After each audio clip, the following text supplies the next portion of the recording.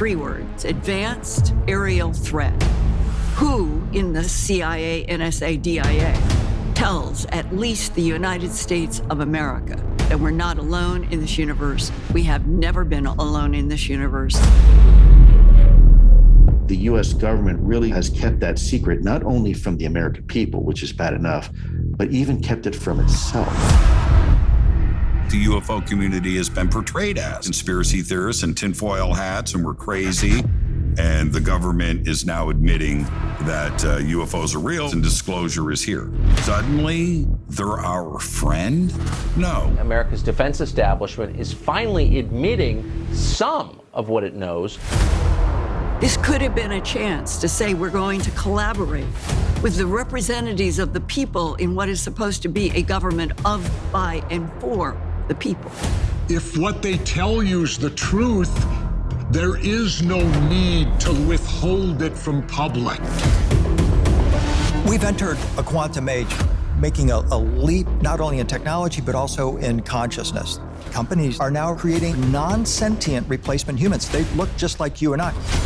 They're intended for customer service and things such as that, but these neons, as they're called, could be more nefarious than that. We're dealing with a fight. There are forces behind the scenes that doesn't want any of this information to come out. There's still a lot of truth that has yet to be revealed. I was one of those quote-unquote men in black, but I realize it's probably better now to be known as men in white, bringing truth to the topic. The problem with the truth is, the truth might be terrifying.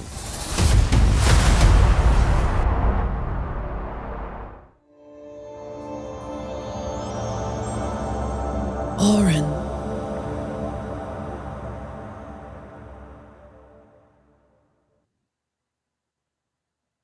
Wow. Good evening, everybody. How are you? This is an amazing night. I'm coming to you live from the bunker, and tonight is a very, very, very special presentation that we are doing for and about the observers. And for all of you who are observers, and throughout the community, hashtag the observers, hashtag observer, hashtag observers. Get the movement right now. Get involved. Get started. The Observers is an amazing film, and it's an honor and a privilege for me, your host of Fade to Black, to have been brought into the team to help in the making of the film as a producer, and also to get a little bit of FaceTime to get my thoughts out there that I've been just yelling and screaming about to the best of my ability with these pipes that I have to get the message out to the world. And this film, it's perfect. It's perfect timing. It's got a perfect cast and an amazing director, a team behind it.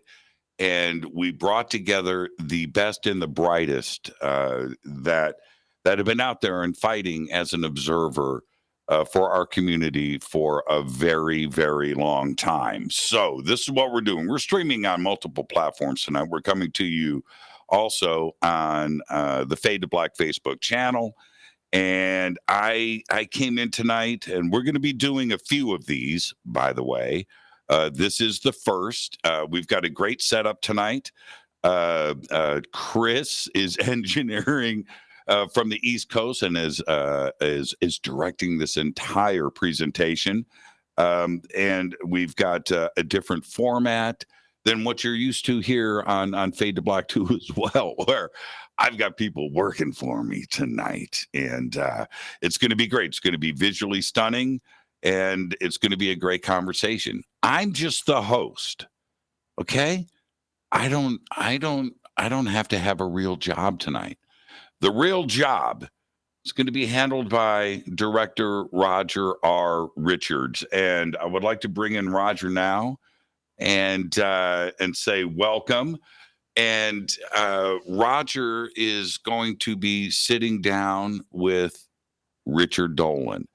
And I get to Roger. Welcome. How are you tonight, sir? I'm doing great, Jimmy. Thanks, man. It's good to see you, brother. And always remember, a good director directs. A great director does more. I mean, never forget that. Never forget that. And you have been leading this charge now. You've been laser focused on all of this for over 10 years. You've been an activist for much longer than that. But this film, this production, this gathering of minds at this point in history, the timing just couldn't have been better. We got it done with your direction. We got it done as a team. It's here, and the movement has started. How do you feel? I think it's incredible to see what came together at a time where, this topic is really on the forefront of, everyone's conversations right now. Like the ability for the mainstream media to be covering this, conversation in whole, the types of things that are coming out in these reports, for example, that, were happening while we were making this film. It was an exhilarating experience because none of us really knew where this was ending up. We were right in the middle of this being released at the time. People were still wondering if we were going to get the full report at those times. The other things were coming out. And so it was a really incredible experience to just work with, some of the most amazing minds and researchers and experience that kind of ufology world in the same time when all of this stuff was happening in the mainstream, and then channeling that into a piece of art that is this film here, and what came out of it, and the whole team pouring their hearts and love and connection into this film. This film is made by people that are experiencers. It's made by people that are researchers. It's made by people in this community, and it's part of a direct action movement out there to raise awareness, to bring these things to the top of people's consciousness, and the understanding of it's not just on Fox News, it's not just on CNN that these things are being acknowledged. There is a whole movement of people that have been having anomalous experiences, observers all over the world that have seen things out of place that don't make sense, experienced technology in some form or another beyond what is out in the public. And that is what's canonized in the film. And I think all of us really kind of poured our heart and love into the community to create that conversation and make it as relevant as possible to the aggregate of all the things that are now under the umbrella of what is disclosure and the observer movement. And I want to thank you for all of your hard work. And the other thing is, for me, is I interview. That's my job. I interview. I'm an interviewer. I interview. And I was able to sit back and watch you take over and interview and create conversations with the entire cast. And it was amazing to see your style. Now we're going to bring in Richard Dolan. Richard. Now, here's the deal. Richard and I have had shows, conversations. We've done conferences. We have done numerous panels. We have asked each other and answered every possible question when it comes to this subject. And Richard got to sit down with you and have a conversation that I was there for.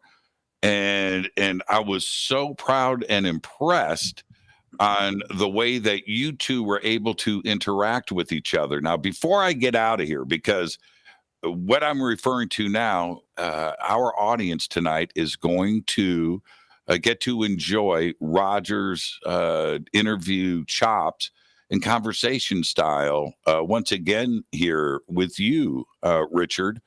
How great was it to not have me asking questions for a change, and you get a mind like Roger to come in and pull things out of you? Yeah. Hey, Jimmy, and hi, Roger. Great to be here. Yeah, the funny thing about that, you and I have known each other for almost 10 years now. Roger, we had never communicated. I'd never talked to Roger, never had a conversation. So I truly did not know what to expect. And I'll just say here, I was very impressed by the quality of the questions that you asked me, Roger. It was obvious immediately that you had done a great deal of thinking about the subject of UFOs in general, and also just about me. I really feel like you must have done some kind of background research on my own personal interests, and I think you did a lot of homework beforehand. It really showed. And then what I was realizing, even while we were interviewing, is you were obviously doing this with everyone. And what I was interested in at the time that we were doing the questions last summer was, where is this guy going to go with this? Like, I really didn't know how you would lay out the direction of this documentary, not fully. So it was interesting when I finally did get to see a screener. I thought, oh, wow, this is great. You actually had this wonderful way of presenting layers of this subject, and you starting with one layer, and then we go to a deeper layer, and then a deeper layer, and then a deeper layer. And then by the time we get to the end of this documentary, it's this treatment, I guess, really is what it is. You'd gone really deep, and it was all because of the way you had structured the interviews, I think. So that was a real testament to your vision. I think it turned out very well. Well, Thank you. I'm gonna back out of here. I want to kick back and enjoy this evening. You guys behave, have a great conversation, and I'll circle back and wrap things up when I'm ready to break in and interrupt when I can't take it anymore. Fair enough? Yes. Thank you, Jimmy. Sounds great, Jimmy. I'll see you guys in a bit. Okay. Excellent. Later, man.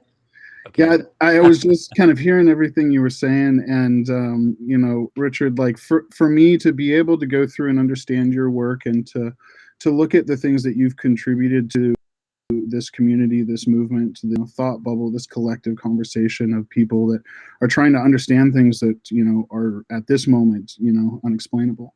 And so for me, like I had very similar feelings of even intimidation going up against somebody that has spent the majority of their academic adult career into seriously researching this and taking it seriously, despite all of the constant criticisms from mainstream and just all of the the ways they try to downplay the subject.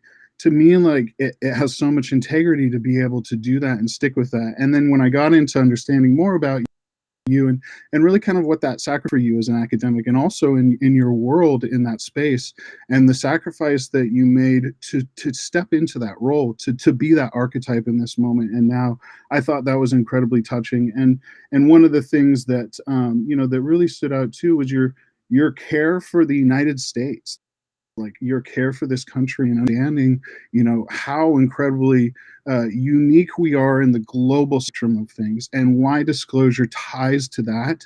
Those are all things that just fascinated me. And to be perfectly honest, when I got to the cutting room floor with all of you guys, I had 20 plus hours of footage or something.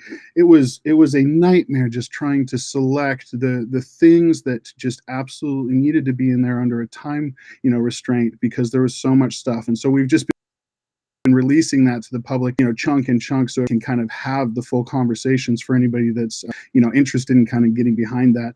But I wanted to just bring that type of conversation that you and I had there, which, Jimmy has talked about my style.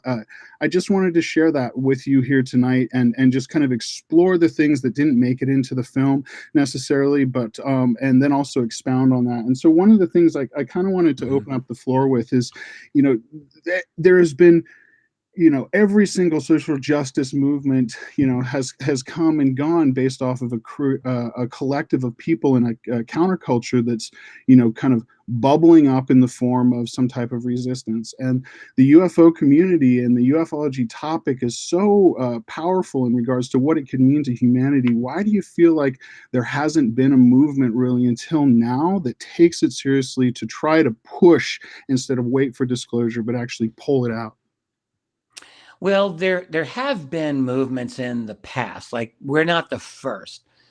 I would say it's gone further now than it has gone in the past. But I mean, I think it's worth pointing out that even as early as the 1950s, there were people who were very engaged in the UFO subject. There were the first UFO or civilian organizations that started up during that decade.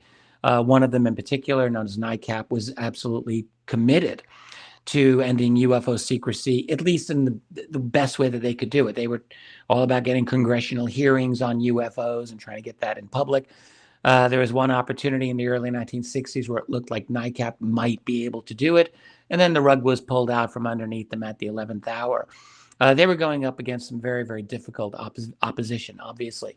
You have the same crescendo that developed in the 1960s, where it looked as though there might be this opening for a kind of disclosure. People were not using the word at that time, but an admission by the government that this subject was real. And that ended up in something called the Condon Committee, which was a pseudo-scientific analysis of the UFO subject that essentially ended up debunking it in the late 60s.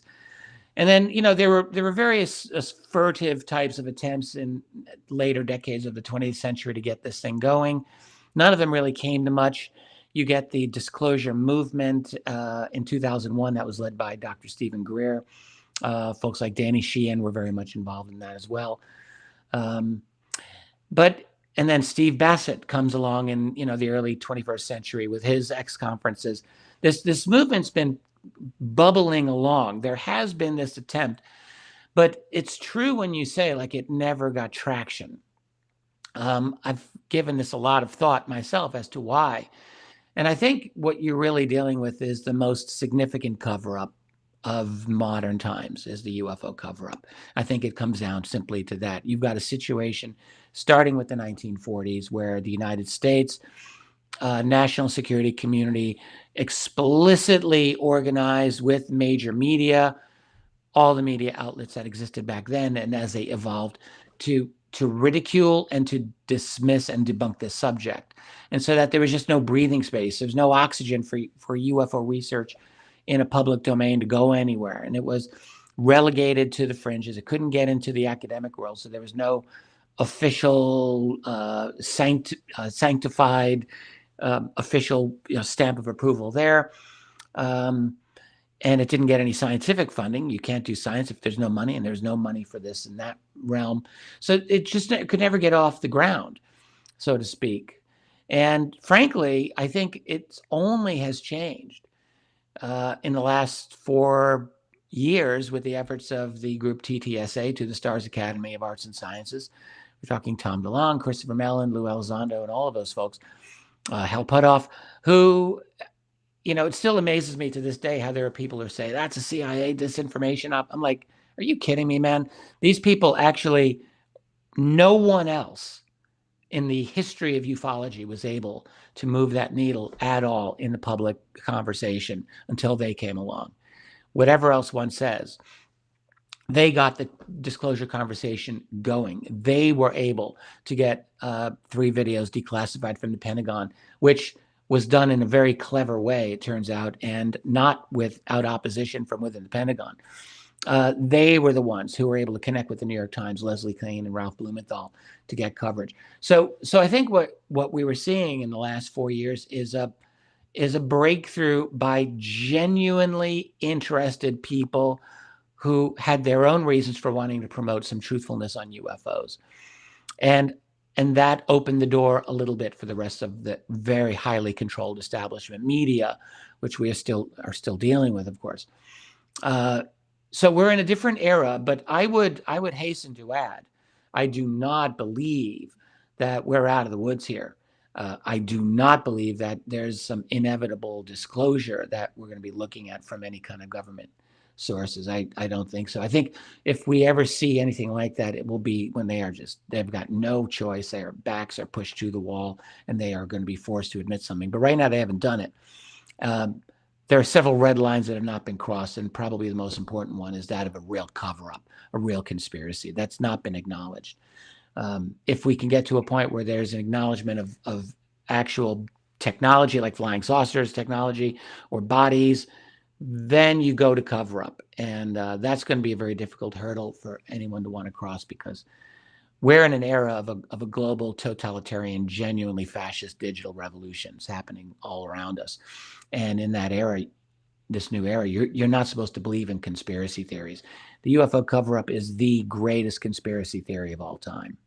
I mean, honestly, what's bigger than that? So for me to imagine that there's going to be some official acknowledgement. It's like, don't believe in conspiracy theories. Well, except the UFO one. Okay, that's true, but none of the other. Like, that's just not going to happen. I can't see that voluntarily happening. So I think what we're likely to see is a continued watering down of the UFO subject, which I think we are seeing, and as much of a walking back from the precipice of acknowledgement of a cover-up as possible. And, you know, it won't be an easy thing to do because there have been admissions that have been made, and it's going to be difficult to walk them all back. But we're in a very controlled media. You know, Google, YouTube control things greater than they've ever done before. I think it's entirely possible that this can be managed even at this point. I couldn't agree more. I don't know if that answered your question. No, it definitely got into the conversation that's going to keep on going around that. And you know, one of the things too, I just kind of want to highlight is that the people that have laid the groundwork, like you had said and highlighted, you know, going back to the 1930s, 40s, 50s, all the way up till today, you know, people like Dr. Greer, Disclosure Project, and you know, Tom DeLonge, etc., and TTSA. These people have, you know, laid the way for kind of where things are evolving now. And then the other side of that is the movement, the grassroots movement of people, experiencers that are in the millions around the world, that have experienced this exotic technology, you know, in some form or another, whether it's just seeing it in the sky or it's having, you know, a close encounter or an experience with, you know, what they claim to be extraterrestrial beings or beings that are not human. They are the important missing pieces of this puzzle, and it's really good that you in the observers, you know, brought at least some reasonable attention to these people, because what's being lost in the UFO UAP discussion today is exactly this element. The really difficult questions are not being raised at all. We're still at this, oh, gee, is there something out there? Are there aliens? Like, my God, we're in the pre-kindergarten level of discussion relating to this subject. And what is actually happening is that millions and millions of people have interacted with this phenomenon. In many cases, it's been the most extraordinary, sometimes traumatic, sometimes incredible experience of their lives. And yet they talk to no one about it because it's like, oh, you can't talk about UFOs. So think about what it does to someone's personality and their psychology. Like, this incredible thing happens to you, and you tell no one, or maybe a couple of friends. I mean, there's something wrong with that. So that's important. And then the fact is, it needs to be discussed for another reason, which is that these interactions are by some other intelligence. And who the hell are they? Like, we're not asking that question nearly enough. Are they good guys? Are they not good guys? Are they here to help us? Are they not here to help us? Sometimes that's difficult to know, but we need to be asking. And then we want to know, what are they actually doing when people encounter these beings? Certain things are clearly happening, and we need to be talking about that. And in fact, I think that element of the UFO discussion has I don't want to say it's disappeared entirely in the last 4 years, but it's really gone to the back burner, where we're talking about these military UAP encounters. Now, I'm personally very interested in that. That was probably the first thing that got me engaged with the UFO subject, were military encounters. But the fact is, where the rubber truly hits the road is in person, being to being contact. It's like, what's happening when we're meeting with these beings, and what are they all about? And this is why this highly deep and artistic treatment, I think it is an artistic treatment that you did here with the observers, why that's important, because you ask a lot of those key questions. This is a subject, UFO subject is a steep learning curve. This is the thing, a lot of skeptical people, especially the smart skeptics, are the worst. The smart skeptics are actually the dumbest skeptics that I find, honestly. And you know why? It's because they've got a good education and they've got good scientific training, and then they assume that, oh yeah, UFOs, no biggie. I'm going to waltz in here and I've got it all figured out. And they don't have it figured out.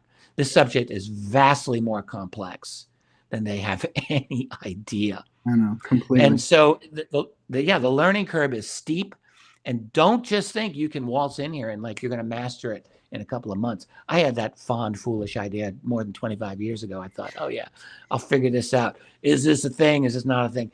And the next thing I knew, like I'm in quicksand here. This is a seriously deep subject that has implications for everything. So it takes time to get into all of the depth and complexity of what this subject means. It prompts us to ask some of the most important deep questions of human existence. Like, what the hell are we? What are we? Have we been manipulated by these other beings? Are we being manipulated by them now? That's a fair question to ask. It may be yes, it may be no, but one should be asking that question, frankly. And then, how many of them are here? What's their infrastructure? Why are there ships as large as small cities that are sometimes seen up there? And what are they doing detaching these smaller craft? What the hell are these beings doing in these little small cities that sometimes are being seen, these motherships? Why are they being seen under the oceans? Like, good Lord, there's so much going on here. And then what's their mental capability? How are they able to get inside our heads? Because they surely do seem to be able at times to get inside our heads and to manipulate our emotions, impair or enhance maybe our cognitive faculties when they wish to do so. Like all of this. Like these are just some of the most awe-inspiring questions. And we don't hear any of this in the ridiculously low-level mainstream establishment media conversations that are taking place here. And I understand, like, you got to do baby steps, but this topic is a lot more serious than just, is the Navy encountering unknown drone UAP aircraft? Most definitely. And I think we'll get into kind of what this topic encompasses as far as an umbrella and what falls under that here, when we come back for a break. We're going to take a break right now, and then we'll be back here in 5 minutes, and we'll explore that conversation even more.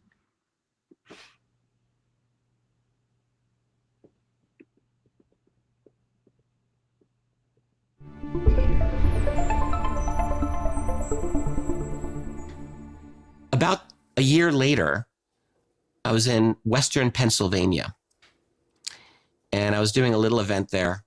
I'm at my little table selling some books, and this woman and her husband come up to my table. She was like 60 at the time. This is in 2010. And she said, I hope you don't mind, I'd like to tell you a story. And she says, when I was 15 years old, I was living in Western Pennsylvania, not far from where we were. I was in church with my mother. This is 1965. She said, in our town, everyone knew everyone, especially in church, Catholic Mass, where we all knew each other. And I'm with my mom, and in front of me is this blonde couple, supermodel gorgeous, man and a woman, in perfect blue clothing. Now, she's 15 years old. She's studying their clothing. She's totally into it. She says, the fabric was unlike anything I'd ever seen. She said, this couple stood out like a sore thumb, like everyone had to notice them. But she said, no one was looking at them. I couldn't believe it, she says. So I'm fixated on them during the Mass. And she said, and then I heard them in my mind. And what she heard was one thinking to the other, well, we appear to be fitting in pretty well here. And then the other one thinks back, yes, except for the girl behind us who can hear us, is what she said to me.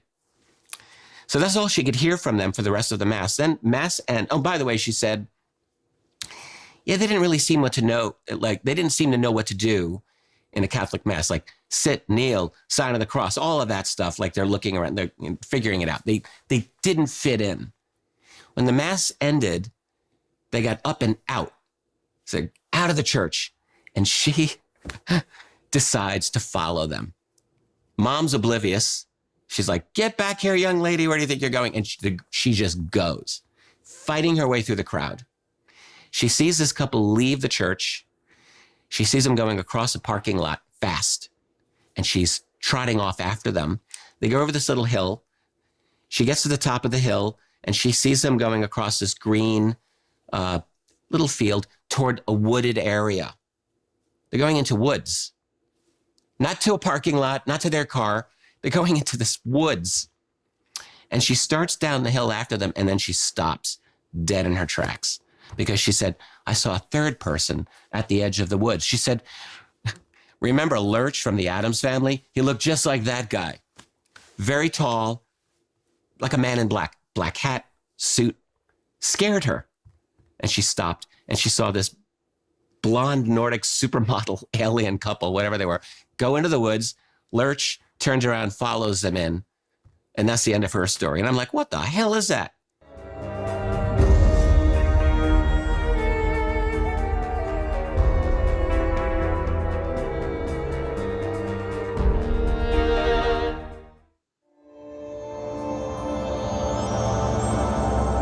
All right. Well, that was a great little clip there. Just going back and looking at that stuff. It says that the host has my mic muted still. I don't know if you guys can hear me out there, just double checking. But if the host wants to go ahead and unmute me, if that is clear there. But anyhow, Richard, can you hear me here? Are you clear? I hear you. Can you hear me? Yes, I've got you. Excellent. Okay, great. I see the same sign. Yeah, totally. There. So I don't know if we're muted here, Chris, or if we're not muted, but we're going to go ahead and just kind of get into the conversation here. So looking at that clip there, this was so incredible because, Chris chose that clip here tonight, amongst all the other cutting room floor stuff, to be able to kind of put out there. And this is an exact example of what I was saying at the end when, I'm sitting there with all of this footage with all of you guys and trying to figure out like, oh my gosh, like what really makes this 90-minute cut, stuff like this that had to go. And so one of the things that stood out to me about that clip is the conversation around the implications of what this means to Catholics or what this means to Christian communities or what this means to, religious communities in whole around the world. The idea of making contact with something outside of our world, our known human bodies here. What we have, come to understand is the only life supposedly that is here at this moment. And, it was 6 or so years ago, I think Pope Francis had said openly that he was willing to baptize, Martians at that.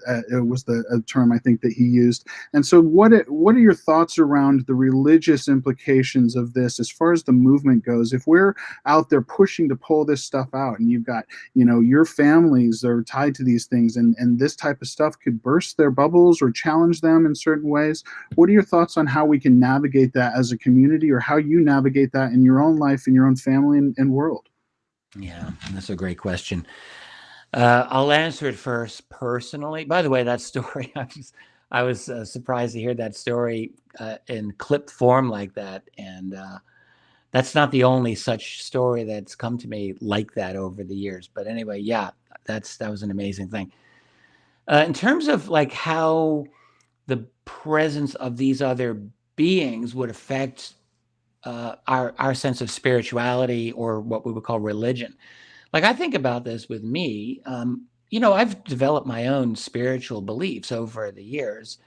I don't know if the existence of other beings has much of an impact on my own sense of spirituality, however. So, and I wonder if it really would for some people. Yes, absolutely. I mean, you've got religious communities, whether Christian or non-Christian. There's Muslim communities. There's Orthodox Jewish communities, perhaps that might, there's a lot of like strict religious communities that at least conceivably one could imagine would have some pushback against accepting how to accept these other beings. I mean, obviously with the Christian, some Christian communities, like it's very obvious, there would be a contingent that would see these beings as demonic.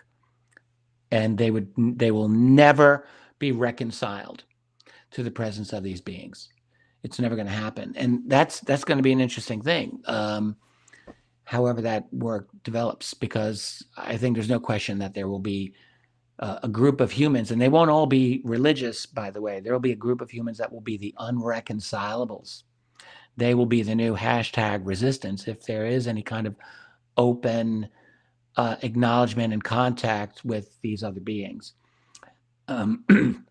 There's really, I think what you would find is an expansion of the current incarnation of the culture wars that we're seeing in our world today. I have a feeling like there will be individuals who will be like, yes, welcome, space brothers. Like, this is the galactic community. They are here to help us become less violent, or they're here to help us advance and raise our frequency. You hear some people saying, or our vibration, or raise our consciousness in one way or another. Obviously, you're going to hear that, but there's absolutely going to be a very large number of people who are going to see this as this is a damned invasion, and we're going to fight, and we're going to maintain our sovereignty. That goes beyond religion. In terms of how this would affect something like Christianity or, you know, other religions, I mean, I've asked myself this question many, many times. I wrote a book about it over a decade ago after disclosure. My co-author and I asked this very question. And even then, like he and I had different opinions on it, I think, but I still don't know where I stand on this. And then there's religious type philosophies like Buddhism. Would a Zen philosophy be affected by the presence of other beings here? I think the answer would be no. I don't think so. And I think would a Christian philosophy or Christian ethics, would that be affected? I think the answer is no. Like those are ethical systems that we have in place in this world that, you know, for many people are what really give the power to the faith and the religion anyway. So I don't think that's going to change for a lot of people. What will change is the cosmology, perhaps, and where we think we come from and what is our place in this universe. But, you know, that's been evolving all along anyway. I mean, that's been happening for the last several hundred years as it is, since we've hit the age of science.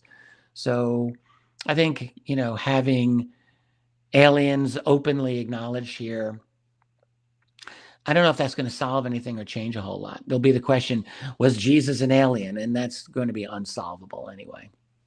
I don't know if the aliens were to say, yeah, actually, he was one of us. Some people would believe that, and a lot of people would be like, you're full of it. They're not going to believe that. So I don't know how some of these things can get resolved. And these are things that, you know, this is a part of what a movement does, is it digests its understanding as it's going, from the standpoint of the movement being the most important thing around bringing unity to get an end goal. And the end goal that we're all looking for here is to pull this out, because it's not coming out unless we pull it out. And that's kind of where things are at right now, from the standpoint of, you know, the internecine warfare essentially that's going on between these intelligence agencies behind the scenes, and this fight to see who gets to roll it out, who gets to be the one that, you know, claims there's extraterrestrial life, who gets the ones to, you know, roll out this technology. And in the meantime, right, the world out here is suffering. We're going through COVID. We're going through lockdowns. We're going through, you know, what you've described as, you know, so poetically in the film is, you know, when they knife him in the back, you know, the American Republic from that standpoint here. And it means a lot out to the rest of the world. And so that idea of, you know, looking at these things from that perspective and understanding that it's not just about, you know, extraterrestrials and little green men from that, you know, it is a massive thing that could be confronting us, you know, around changing all of these belief systems overnight, but also offering a lot of technology that could change the way we live. So it is this constant, you know, thing for this movement to have to re-identify itself, because it's constantly in this place of discovery. You look at the idea of MK Ultra, how does that have to do with UFOs? Well, there's classified projects that have been experimenting on American citizens, and that's public knowledge out there. You know, a lot of these experiencers, a lot of these abductees are talking about other military presences there. Does our military have an involvement in this? And if they do, we're looking at like what Whitley is talking about, you know, what happened with the nuclear experiment or the Tuskegee experiments, where it's a group of people that have been victimized and need to have some type of accountability. So what are your thoughts kind of, you know, moving forward around merging all of these different aspects that fall into the you know, the community of disclosure around these unacknowledged programs and around the technology that's behind them? How do we pull ourselves together and move forward? Yeah, I mean, I think what sounds to me what you're moving toward in this question is like getting a sense of what is the sum total of this reality that we're dealing with. So you mentioned military involvement. I personally believe that there is covert military It sounds pretty out there, but I'm just going to tell people this is what I believe. I believe that there is covert military collaboration with non-human groups. I can't say that I know this for sure, but I think that's probably the case.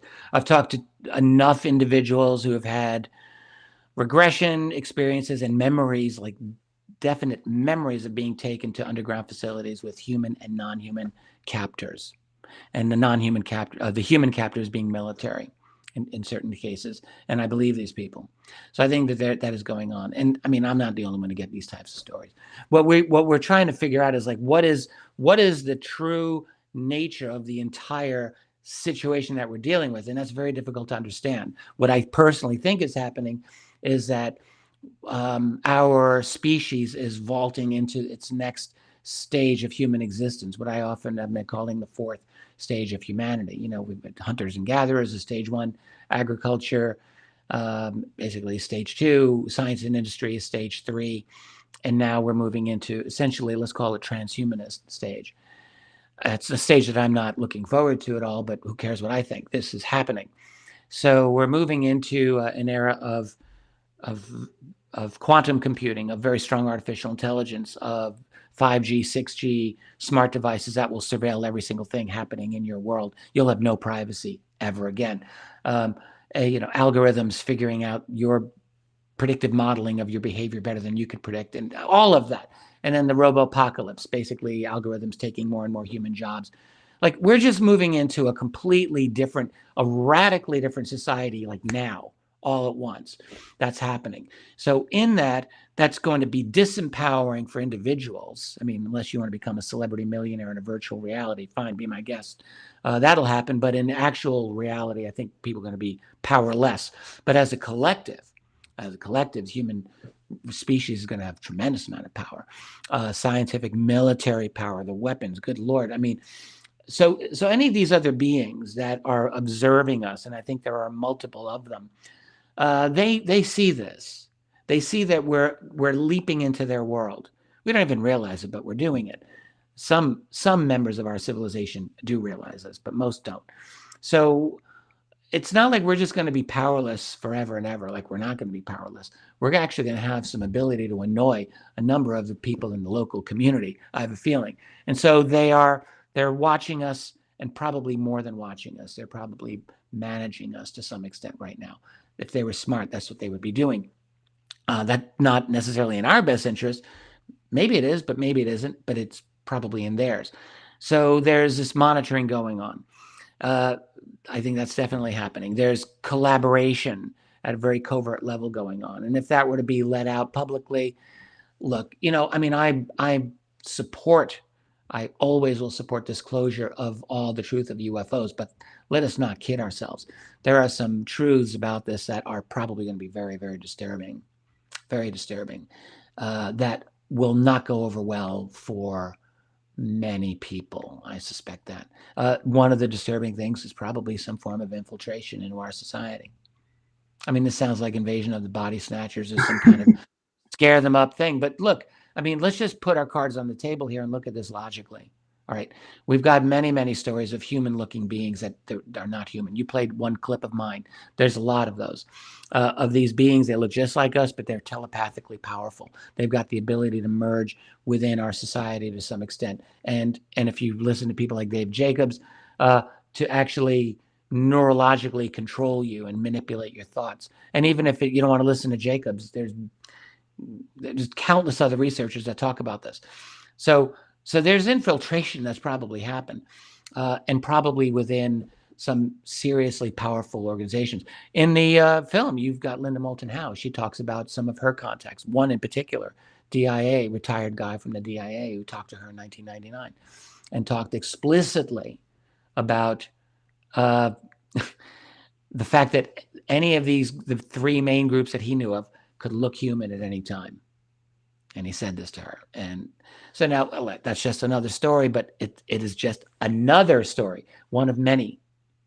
So when we're trying to talk about the big picture here, what is actually happening? Are we even in the driver's seat of this little civilization of ours, or are we not? And here's another thing to think about. Right now, we are all in the midst of a global, let's just say it for what it is, fascist revolution. All right? Let's just be real here. You can call it whatever you want. You can call it authoritarian. You can call it totalitarian. I've called it both of those. I think fascist works pretty well, frankly. Now, when people use the word fascist, they think like Mussolini or Hitler and fists pounding on podiums and cult of the leader. That's not fascism. That's 1930s fascism, but that's not an inherent quality. You could have a totally bureaucratic, technocratic, boring fascism. And you don't even have to have a violent fascism if you got total digital control of populations. Maybe you don't need to round them up with batons and guns and beat the hell out of them all the time. You can just control them digitally. Exactly. Who needs guns and batons when you've got algorithms, right? We're about to kind of wrap up the rest of this conversation here and move it over to Oren.tv. So I'll just let you kind of finish up the last part of that, and then we'll jump to... Let me finish this. Yeah. Yes. The point being this. We're looking at this global revolution happening all around us, and it's not fun. And you've got to ask yourself, what is the relationship between our human leadership and whoever these other beings are, and do they have any say in this, and are they behind any of this whatsoever? I don't know the answer to this, but this is a question that, like, we'd be fools not to ask. We'd be fools not to ask. I couldn't agree more. And so, this movement here, as it's, coming together more and more and getting traction in regards to the mainstream and the grassroots then pushing against that attraction in the mainstream that it has right now, this is a really prime time for anybody that does care about this topic to really look at how you can become a force of digital direct action. We live in a digital world right now, and so a big part of that is understanding how to hashtag and group our topics together so we can research and observe together and watch for anomalies together. And the observer movement and the idea of, if you've experienced something, if you've gone through this and you'd like to kind of speak out about it and talk about it and feel a part of wanting to break this stuff open and pull out there, use that hashtag, the observers there, the observers movement, the observers film. If you've watched the film and you feel connected to the topic, share about these things, share clips. We've got a lot of great footage that's being put out to all your guys' social media of all the great cutting room floor stuff.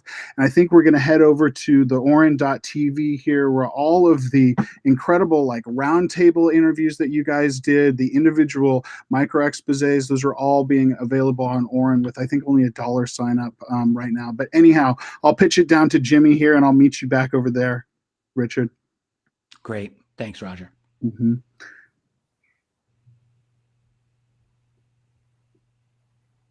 I think Jimmy's muted. No, that's me. That's my own mute button. Yeah, that's mine. It was amazing for me, and thank you, Richards and Richard. You guys, that's a Las Vegas thing. That's like at Bally's. I can see it. Richards and Richard this week. That was amazing for me to just sit back and listen to you guys just organically let that flow. And I didn't want to jump in. It was just too good. Lots of great points. Now, I've let everybody know that in the chat room and throughout social media that we're going to shift gears. We're going to take this over to Oren. And for everybody, it's AUYRN.TV. I've got the links up in social media. When you head over to Oren, once we sign off here, then we go live over there. If you're going over there now, there's nothing there because we haven't switched over. But anyway, so when it ends here at the top of the page, just go all the way to the top. You'll see a little live button with a little green antenna right there. That's the live button. Click on that. And now, as if this wasn't good enough, the really good secret conversation happens over at Oren TV. So I'll see you guys in a couple of minutes over at Oren. Thank you so much. I'm yours, Jimmy Church. Fade to black. I'm going to sign off for now. Chris, take me over to Oren.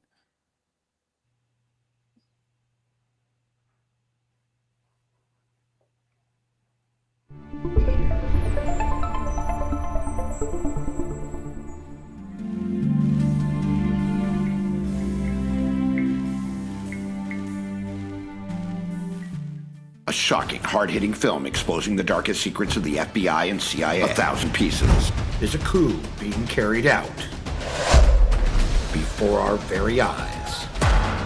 You're allowed to protest, millions of people on one day in crowds yelling, screaming, but you try to run your business, you get arrested. Wall Street has laundered $100 trillion from trafficking in children and drugs. The agency has dealt drugs throughout this country for a long time. Mr. Secretary, is it policy of the U.S. government to reward companies that traffic in women and little girls? Human trafficking has many more victims than COVID. The complicity of the CIA, the FBI, the Justice Department. There's corruption on both sides. These agencies are facing a time of reckoning. Are we at yet another crossroads? Get ready. 1,000 Pieces. It was so hard to come running out of a hell that nobody believed existed. My name is Kathy O'Brien, and I'm a survivor of MK-Ultra mind control. The MK-Ultra program was to ultimately control the minds of the population for implementing what Adolf Hitler first termed the New World Order. When girls reached age 30, they were murdered or they were sacrificed. I was going to be killed as well. I was to go out in a blaze of glory and be burned alive.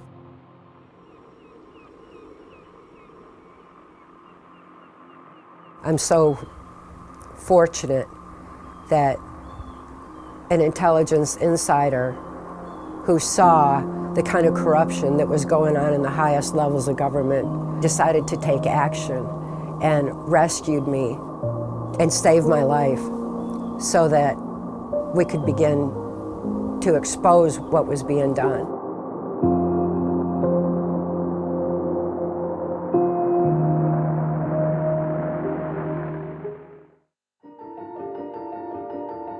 Ancient teachings around the world see family and community as containers for wisdom. The stability and connectivity of the family is seen as necessary to ensure that information travels intact from one's ancestors through the stable family and into the community, where it's bundled and prepared to be sent as far into the future as possible. But for decades, a quiet war has been waged by globalists, communists, and social engineers with a single target in their sights: the traditional family unit. Can we rediscover this ancient ideal of family as a technology for transmitting wisdom? Superorganism, the family unit, coming soon to Oren.